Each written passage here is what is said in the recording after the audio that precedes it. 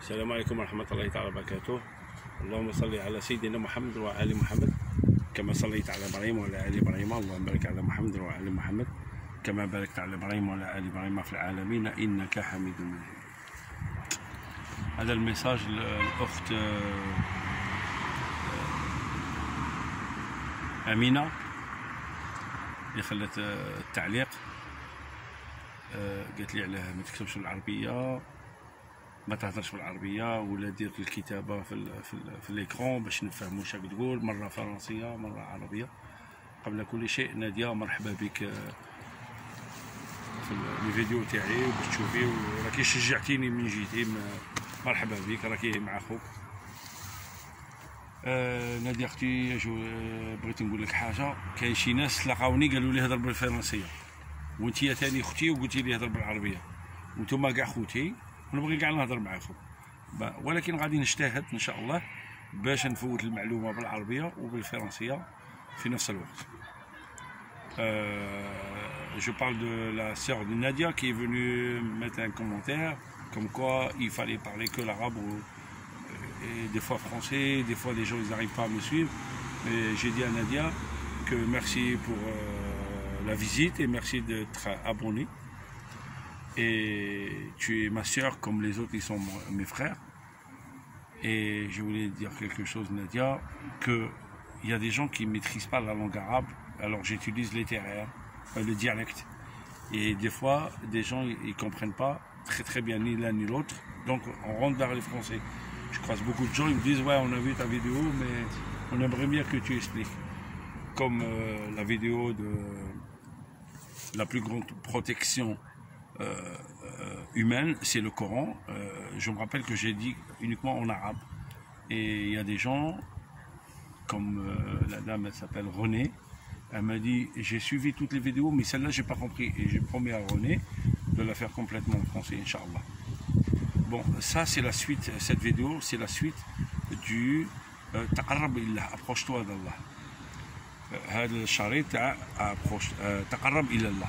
في الشريط الأول شفنا باللي الله جل جلاله كان ظلم بين أصدقاء كانوا يتحبون في الله، واليوم قيامة واحد ما غفرش لأخيه، ما سمحلاش اليوم قيامة، وربي باش يقرب لهذوك الأصحاب وفر الجنة لأحدهم حتى يعفو لأخيه باش يدخل معه الجنة. يا الله إن الله يحبنا، تقرب إلى الله.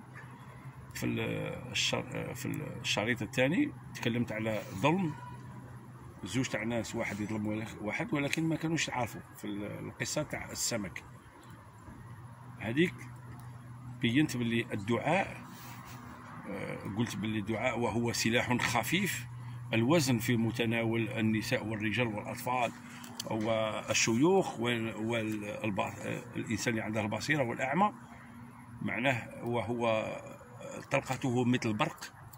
معناه الناس اللي راكم تديروا في الظلم خافوا من الدعاء، لأن الدعاء صعب صعب صعب صعب جدا، يعني الله يستجاب للإنسان اللي يكون مظلوم. Donc j'ai dit que voilà, ça c'est la suite de la première vidéo. La deuxième vidéo de Approche-toi d'Allah. Sur la première vidéo, j'ai dit que Allah il n'a pas voulu séparer deux amis, parce qu'il y en a un qui a fait tort à l'autre, donc il voulait vraiment les approcher en offrant un château au deuxième, au premier, pour qu'il pardonne son frère, pour qu'il rentre avec lui. Subhanallah, Allah il nous aime. Et là, sur la deuxième vidéo, on a vu qu'un qui a fait le tort à l'autre, parce qu'il était fort, le bras coupé, à travers un poisson, et qu'il a fait dua, je me rappelle du dua, j'espère que vous ne l'avez pas oublié, il a dit, Ya Allah, tu m'as montré la force de cet individu sur ma faiblesse, montre-moi ta force sur lui. Ya Allah, dua qawi. C'est un dua qui est très très fort. Maintenant, c'est la troisième étape, troisième partie, et là, je vous montre sur cette histoire que subhanallah, quand on pardonne à quelqu'un qui nous fait du mal, on a quelque chose de très beau, masha'Allah, que l'humanité elle se bat pour l'avoir, et c'est le paradis. Alors هذا عمرو بن عاص، كانوا ثلاثة أشداء، trois personnes، je commence en arabe، كانوا ثلاثة أشداء في الدين، واحدهم لم يتزوج، والثاني كان يذكر الله ليلا ونهار ويقوم الليل، والثالث كان يصوم الظهر. فتكلموا مع الرسول صلى الله عليه وسلم وقال لهم: أنا زعما ما هو أحسن الدين عندكم؟ قال لهم: أنا أنام وأرقد. لما في كالكان أنا أنام وأرقد. والثاني باش يجاوبه اللي كان عنده القيام الليل ولا ينام في الليل إلا في ذكر الله، ما كانش ينوم كاع. الرسول صلى الله عليه وسلم قال له: أنا أنام وأرقد. مع الإنسان يفوق يدوم يرقد ويعاود ينوض ويذكر الله إذا كان عنده قوة. واحد ما كانش يتزوج مع النساء، الرسول صلى الله عليه وسلم قال له: أنا أتزوج النساء. يا ما عجبك يا رسول الله. والثالث قال له: أنا أصوم وأفطر. معناه هنا أكبر معلم في الأخلاق الدينية وفي التربية الإسلامية في مدى العصور وهو الرسول صلى الله عليه وسلم. حتى وصلت أمر عمرو بن العاص، الرسول صلى الله عليه وسلم بين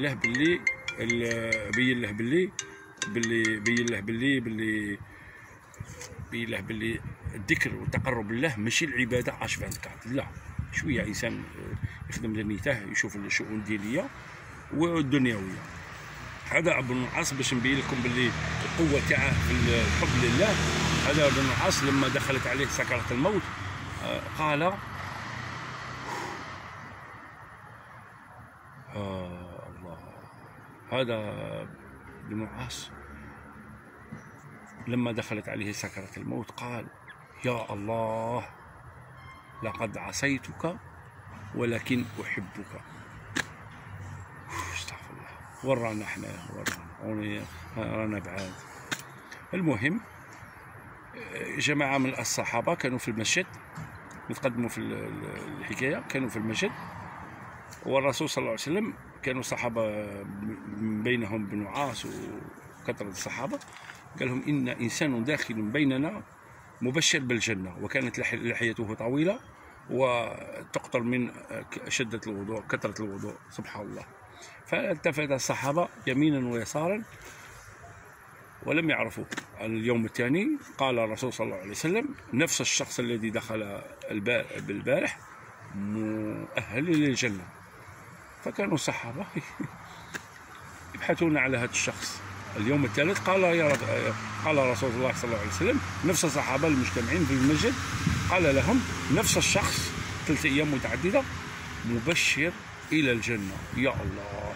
فقام أبو عمرو بن العاص تبع هذا الشخص حتى البيت تاعه، فدق عليه وقال له: أنا عندي مشكل مع العائلة تاعي، هل ممكن تضيفني 3 أيام؟ لا.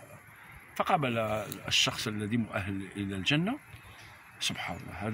هذه الحكاية روعة. هذه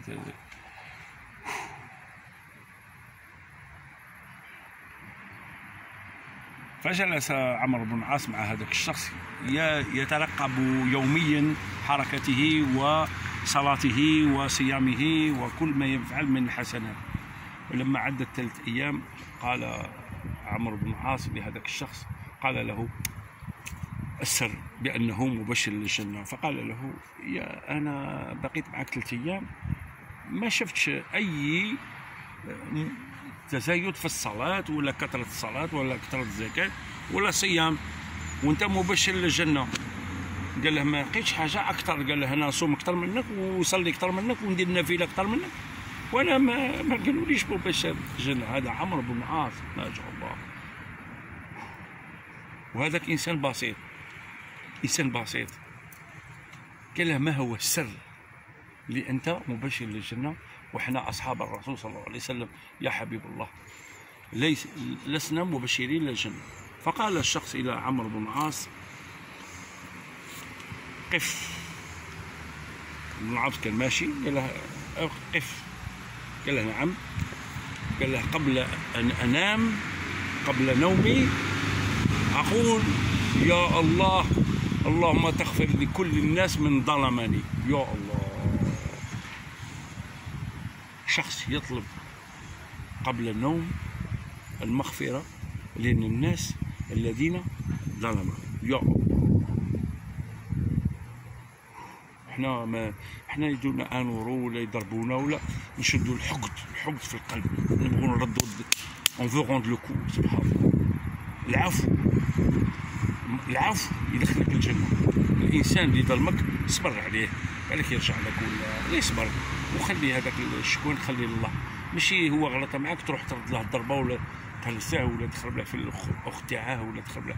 الا الانسان يكون عفو. ان الله عفو يحب العفو. الانسان يلقى يعفو. انا هذه القصه هذه كل يوم نكررها وكل يوم نسمعها وكل يوم نسمعها من عند صديقي ذاك الفجر.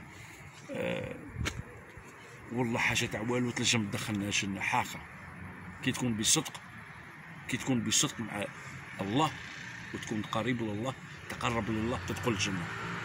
ان تقربت الى الله باعمالك ولسانك وصلاتك والله العظيم تدخل الجنه. حاجه بسيطه تدخلك الجنه. سبحان الله. Je vais essayer de dire en français. Amr ibn As, c'était les compagnons de Rasul sallallahu alayhi wa sallam. Il y avait trois personnes. Un qui jeûnait tout le temps, et un qui citait le Coran toute la nuit et jour, et un autre qui se mariait jamais, ou Amr ibn As, et parce qu'il ne voulait pas s'occuper de sa femme ou prendre un autre temps que pour adorer Allah. Subhanallah. Trois personnes. Et Omar ibn As, celui-là, quand il a eu le début de perte de la vie, quand il a commencé à sakarat al-maut, il a dit à Allah, Ya Allah, j'ai fait des fautes, mais je vous aime, Ya Allah, je vous adore, Ya Allah. Amr ibn As, la puissance sur le khushu' et l'amour d'Allah. Amr ibn As, il était dans la mosquée, et il y a trois personnes qui rentrent. Non, ils étaient tous les compagnons de la mosquée. Le Rasul sallallahu alayhi wa sallam, il dit à tous les compagnons, et vous savez, il y a quelqu'un qui va rentrer maintenant, il est élu pour le paradis. Et les gens, ils regardent comme ça, ils ne savent pas qui c'est. Deuxième jour, le Rasul sallallahu alayhi wa sallam, il dit, la même personne qui est rentrée hier, elle est élue pour le paradis. On ne reconnaît personne.